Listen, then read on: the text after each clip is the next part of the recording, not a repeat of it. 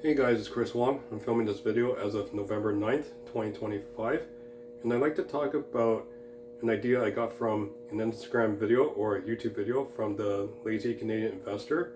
I believe the author's name is Jim Chong, and he talked about one of the most important skills about selling and how it's important to be able to sell in order to make money. So as a disclaimer, I'm not a financial advisor. I'm just a guy interested in building a portfolio and trying to achieve financial independence, retire early. So after I watched the video, it got me thinking about the importance of selling and why I think it's important to become a long-term investor. Because selling is actually used more than what people think. And it's not just like becoming a good salesman in order to sell cars, in order to earn commission.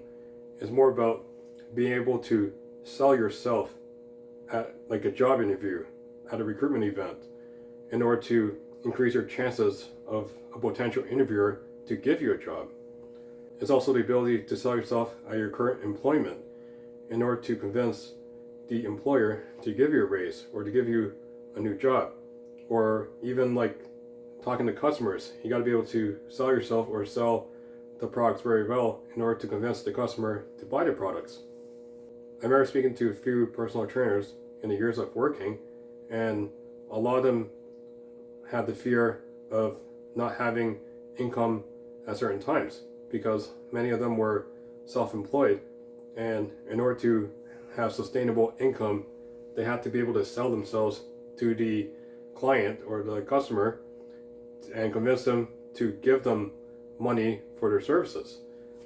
It also got me thinking about why I prioritize investing, and years ago when I finally had the opportunity to work full-time, why I actually pressure myself to save as much money as possible, and when I actually finally learned an investment strategy that works well for me, why I went heavily into it. So I remember the experience of actually trying to look for a job years ago, and I could say I had probably at least 30 job interviews. And from the experience of having at least 30 job interviews and possibly applied hundreds of times, they don't consider that I actually need the money in order to eat or to have money to pay for a place to stay. They only consider whether I can sell myself with the cover letter and the resume for them to give me the interview, and I had to be able to convince them to give me the job by selling myself well at the job interview.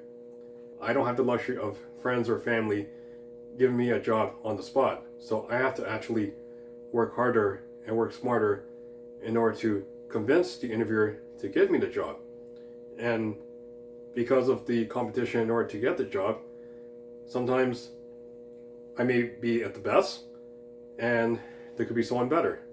So the better person gets the job, or through bad luck, I go to a job interview and then someone's family or someone's friend gets the job because of connection.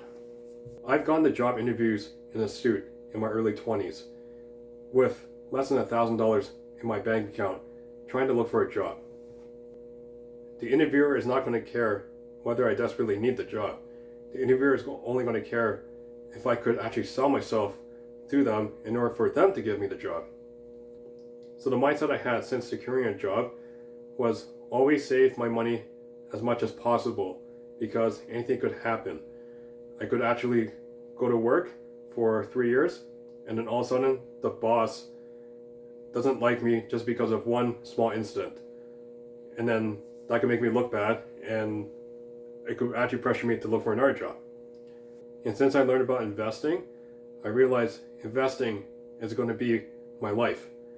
And the strategy I pick for investing is picking ETFs that are based on indexes and that pay monthly or weekly dividends on a consistent basis.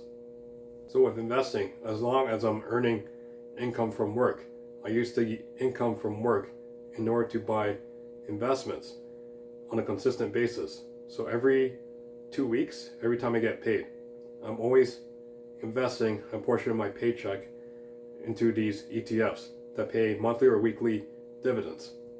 And even if I start investing with, let's say, $200, it seemed painful at the beginning, but I knew this was the way for me to achieve financial independence, retire early. Even if it takes years to get there, I knew this was the path I wanted. Investing the way I do for monthly or weekly dividends. You don't have to be the best investor.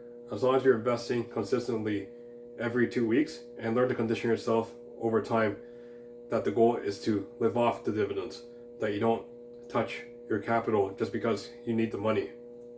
I remember watching a video from Passive Income Investing, and I believe Adriano said he went all in into passive income investing right before the pandemic crash, and he just stayed invested the entire time, and he's still investing today, and his portfolio is worth a lot more than it did in 2020.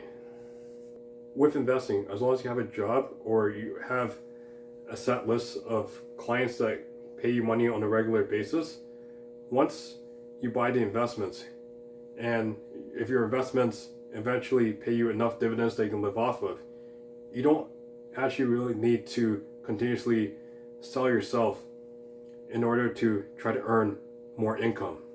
With investing these days, all I do right now is I continue to work my full-time job. I get paid every 2 weeks.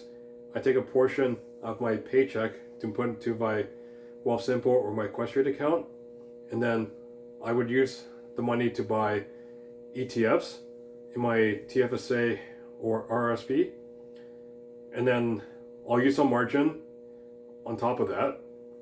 And then what I'm going to do is I'm going to continuously earn dividends over time, and I'm going to get paid dividends for the rest of my life as long as I still hold on to these investments.